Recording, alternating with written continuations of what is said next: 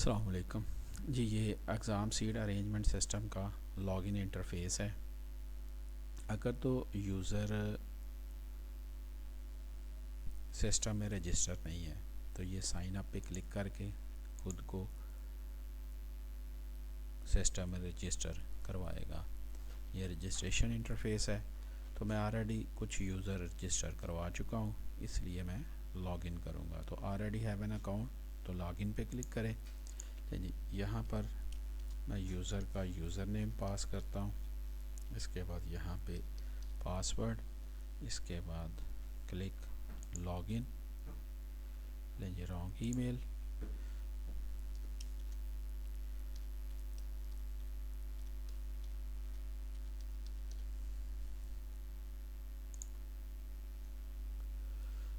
नहीं जी।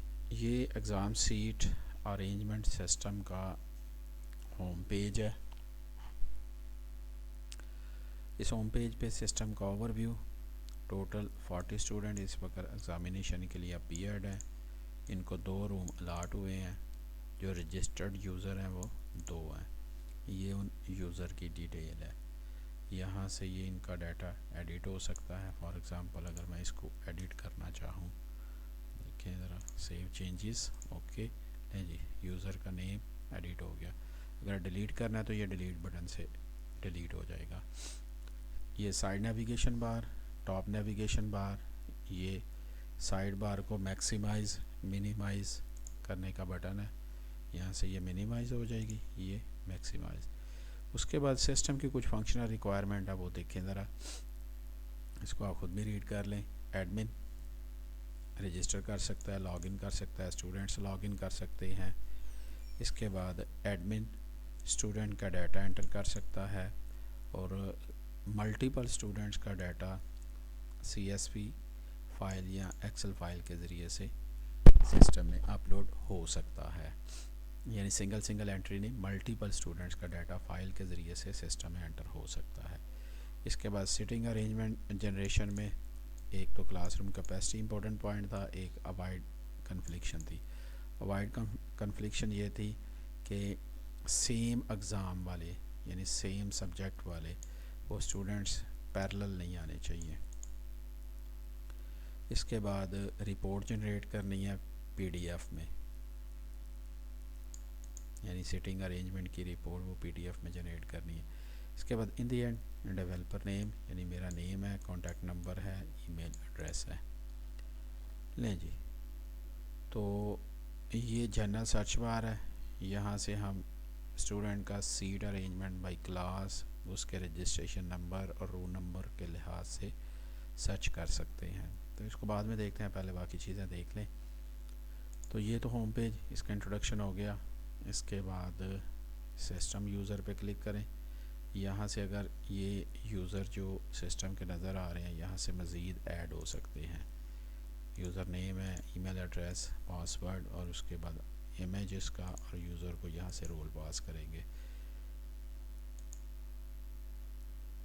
मैं वापस इसी पेज पे, ये ऐड यूज़र, ये यहाँ से भी ऐड हो सकता है और यहाँ से भी। लें, इसके बाद नेक्स्ट नेविगेशन रूम्स है, क्रिएट रूम्स, रूम डायमेंशन। तो ऑलरेडी कुछ रूम मैंने क्रिएट किए हुए हैं, वो ज़रा पहले देखें। हाँ, मतलब 2 रूम मैंने क्रिएट किए हुए हैं। तो इन रूम्स को मैं डिलीट करता हूँ और आपके सामने दोबारा से रूम क्रिएट करूँगा। रूम डिलीटेड सक्सेसफुली, अब देख लें। और क्रिएट रूम पे चलते हैं, ये देखिएगा ज़रा। अब देखें ज़रा, कोई रूम नहीं है, कोई स्टूडेंट अपीयर नहीं। उन रूम्स में जो भी स्टूडेंट्स है वो भी वहाँ से डिलीट हो गया, उनका डाटा भी डिलीट हो गया। तो क्रिएट रूम, यहाँ से इंस्टीट्यूट का नेम लिखें या डिपार्टमेंट लिख लें, कुछ भी फर्जी सा नेम मैं दे रहा हूँ इस वक्त। अच्छा जी, तो पेपर डेट कल की लगा देता हूँ मैं, 19। उसके बाद पेपर का टाइम 8 o'clock।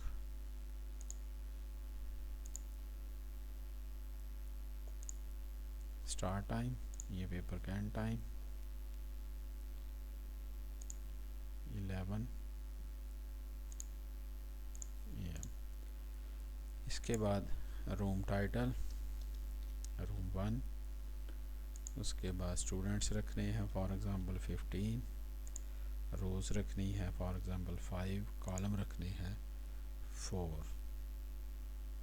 इसके बाद ये क्रिएट मोर, यानी मज़ीद रूम हम क्रिएट कर सकते हैं। रूम टाइटल रूम 2 हो जाएगा, number of rows 5, number of column for example 4 और नंबर ऑफ़ स्टूडेंट्स 15। नहीं जी, 2 रूम मैं क्रिएट कर रहा हूँ। अगर मज़ीद करने हैं तो वो मज़ीद यहाँ से हो सकते हैं। अगर इसको मैंने रिमूव करना है तो ये रिमूव भी हो सकता है। तो submit, rooms have been created. नहीं जी, आप देखें ये 2 रूम्स क्रिएट हो गए हैं। अब यहाँ पर ये पेपर का डेट और टाइम आ गया 19 नवंबर, और उसके बाद ये टाइम आ गया, यानी इन रूम्स में इस डेट को एग्ज़ाम होगा। अब स्टूडेंट ऐड नहीं हुए, सब्जेक्ट ऐड नहीं, इसलिए ये रीडिंग यहाँ पर 00 शो हो रही है।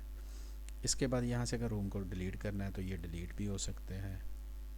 इसके बाद यहाँ से अगर रूम की कैपेसिटी चेंज करनी है, 20 की कैपेसिटी है, इसकी भी 20 की कैपेसिटी, यहाँ से ये कैपेसिटी भी चेंज हो सकती है। ये देखिए, ये कैपेसिटी यहाँ से चेंज हो सकती है। तो मैं वापस वहीं पे चलता हूँ, कैपेसिटी चेंज नहीं कर रहा। इसके बाद अगला स्टेप हमारा क्लासेस। अब यहाँ पर देख, अभी कोई क्लास ऐड नहीं हुई, इसलिए यहाँ पे कोई किसी क्लास का कोई डाटा शो नहीं हो रहा, ये बाद में देखते हैं। अब पहले स्टूडेंट ऐड करते हैं। ले जी, जो रूम मैंने क्रिएट की है वो यहाँ पर शो हो रहे हैं। 40 की कैपेसिटी है दोनों रूम्स की। तो अब मैं यहाँ से ये स्टूडेंट का डाटा फाइल ये सिलेक्ट करता हूँ, यहाँ पे अपलोड स्टूडेंट फाइल, ये student have been entered successfully. ले जी, ये 40 स्टूडेंट्स का डाटा यहाँ पर दोनों रूम में डिस्ट्रीब्यूट हो गया है। इसके बाद यहाँ से अगर किसी को डिलीट करना है तो ये डिलीट हो सकता है। उसके बाद यहाँ से अगर सब्जेक्ट या क्लास किसी की चेंज करनी है तो वो चेंज हो सकती है। यहाँ से अगर रूम किसी का चेंज करना है तो ये रूम चेंज हो सकता है, यानी ये सारा एडिटेबल रिकॉर्ड है। यहाँ से अगर ये डिलीट करना है सिंगल एंट्री या मल्टीपल एंट्री, तो यहाँ से ये डिलीट पे क्लिक करें, ये सारी एंट्रीज यहाँ से डिलीट हो जाएंगी। इसके बाद नेक्स्ट पेपर शेड्यूल इनका देखें ज़रा, वो भी क्रिएट हो चुका है। लें जी, ये स्टूडेंट है तो ये इसका पेपर शेड्यूल किस रूम में है, रूम 1 में है ये, और ये इसका डेट टाइम है, ये इसका सब्जेक्ट है, ये क्लास, और ये सब्जेक्ट का कोड है इसका, यानी ऑटोमेटिकली इसका एग्ज़ाम शेड्यूल भी अरेंज हो गया। फॉर एग्ज़ाम्पल यहाँ से अगर स्टूडेंट अब सिर्फ अपनी एंट्री देखना चाह रहा है तो इसका रजिस्ट्रेशन नंबर उठाएं, ये जनरल सर्च बार में। लें जी, यही था। तो रूम 1 में है, ट्यूसडे 19 नवंबर 8 से 11 बजे, ये इसका पेपर शेड्यूल है। तो इसको अगर प्रिंट करना है तो ये प्रिंट भी हो सकता है, इसको पीडीएफ में सेव कर लें या यहाँ से ऑप्शन चेंज करके प्रिंट रेडी करके यहाँ से प्रिंट लिया जा सकता है। सेव पीडीएफ करेंगे तो ये आ जाएगा, यहाँ से इसको हम सेव भी कर सकते हैं। ये बाद में सेविंग का आगे जाकर मैं स्टेप आपको दिखाता हूँ। ले जी, इसके बाद नेक्स्ट अब सिटिंग अरेंजमेंट।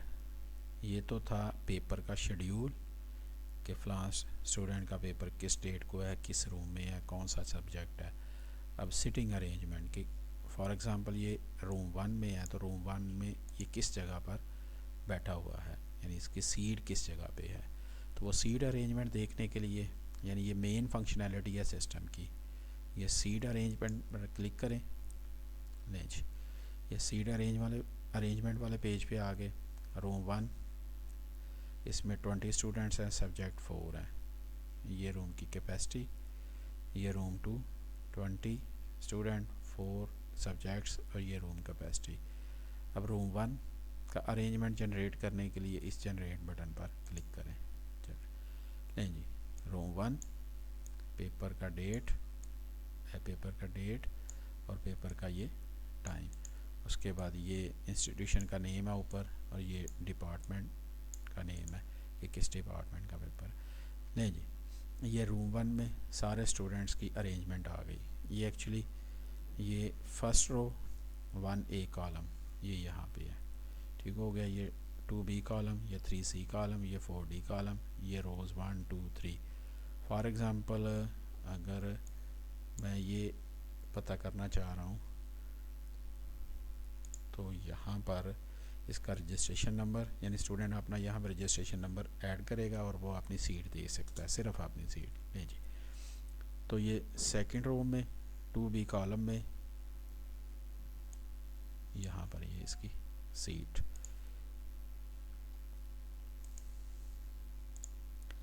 देखें ज़रा, अब अगर मैं ये सारा शेड्यूल अरेंजमेंट प्रिंट करना चाह रहा हूँ तो ये इसको प्रिंट भी कर सकता हूँ। सेव करना है PDF में तो सेव हो जाएगा, प्रिंट करना है तो प्रिंट भी हो जाएगा। यहाँ से सेव पे क्लिक करें, सेव, देखें जी, नहीं जी, ये PDF में सारा अरेंजमेंट रूम 2 का वो प्रिंट डाउनलोड भी हो गया। तो इसको आप मुख्तलिफ पर्पसेस के लिए यूज़ कर सकते हो। मैं वापस सिस्टम में चलता हूँ। ले जी, इसके बाद नेक्स्ट और क्या चीज़ थी, हाँ जी, ये क्लास फ़िल्टर था। इसमें देखें ज़रा, ये 4 क्लासेस और इनमें स्टूडेंट्स की तादाद। फॉर एग्ज़ाम्पल मैं इस क्लास में स्टूडेंट देखना चाह रहा हूँ सिर्फ, तो ये आ जाएगा। अगर इस क्लास में देखना चाह रहा हूँ तो शो पे क्लिक करें तो इसके स्टूडेंट्स हैं BSc 6A और टोटल स्टूडेंट इसके 10 आ गए। ये लॉगिन करने वाले यूज़र का पिक्चर है यहाँ पे, ये भी लॉगिन करने वाले यूज़र का पिक्चर है यहाँ पे।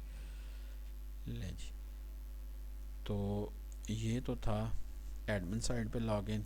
अब मैं स्टूडेंट साइड पे भी लॉगिन करके आपको चेक करवाता हूँ कि वहाँ पर स्टूडेंट क्या क्या चीज़ें अवेल कर सकता है, यानी वो कौन कौन सी चीज़ें देख सकता है। तो यहाँ से लॉग आउट, स्टूडेंट का यूज़र नेम यहाँ पे पास करेंगे, उसके बाद इसका password and then click login. लें जी, स्टूडेंट को जो चीज़ें शो हो रही हैं, एक तो होम पेज और उसके बाद ये पेपर शेड्यूल और सीट अरेंजमेंट। बाकी कोई क्रिएशन के हवाले से कोई चीज़ उसको शो नहीं हो रही। ये फंक्शन रिक्वायरमेंट मैंने लगाई थी, ये चले के रिमूव हो सकती हैं, यानी सिस्टम टोटल कस्टमाइजेबल है, इसको एज डिज़ायर फर्दर इसमें चेंजिंग हो सकती हैं। तो ओवरव्यू सिस्टम का बिल्कुल उसी तरह से 40 स्टूडेंट अपीयर हैं और इनको 2 रूम अलाट हुए हैं। सिस्टम में यूज़र्स 2 हैं, लेकिन सिस्टम के यूज़र की डिटेल लेकिन स्टूडेंट को शो नहीं हो रही। उसके बाद 40 स्टूडेंट अपीयर हैं, वो एडिटेबल डाटा, वो क्रिएशन रूम्स की, वो कुछ नहीं इसको शो हो रहा। लेकिन ये जिसने लॉगिन किया है उसका पिक्चर हो गया, ये नेम हो गया और इसकी ये डेजिग्नेशन हो गई कि वो क्या है। ये जनरल सर्च बार है। फॉर एग्ज़ाम्पल हम देखना चाह रहे हैं कि BScs 1A के स्टूडेंट कौन कौन से रूम में है, तो यहाँ से हम देख सकते हैं रूम 1 में या रूम 2 में है। ठीक हो गया। तो उसके बाद उसी तरह से जनरल, मैंने जिस तरह से लास्ट टाइम बताया कि अपने रजिस्ट्रेशन से स्टूडेंट अपना पेपर शेड्यूल चेक कर सकता है। यहाँ पर रजिस्ट्रेशन नंबर लिखें, रूम का नंबर भी हो सकता है, class by class. For example देखें ज़रा, अगर रूम 1 में देखें तो ये रूम 1 की सारी डिटेल आ गई कि रूम 1 में कौन कौन से बच्चे हैं और किस किस क्लास के हैं और उनका पेपर का शेड्यूल क्या है। इसके बाद ये सीट अरेंजमेंट स्टूडेंट अपना देख सकता है, यहाँ से जनरेट पे क्लिक करेगा तो बिल्कुल उसी तरह से अपना रजिस्ट्रेशन नंबर स्टूडेंट यहाँ पे पास करेगा और अपना अरेंजमेंट देख लेगा। ले जी, पहली रो में 3C कॉलम में पहली सीट पे, यानी पहली सीट और 3C कॉलम तीसरे कॉलम में पहली रो में ये इसकी सीट है। तो उम्मीद है ये सिस्टम आपको पसंद आया होगा। तो हाफिज़।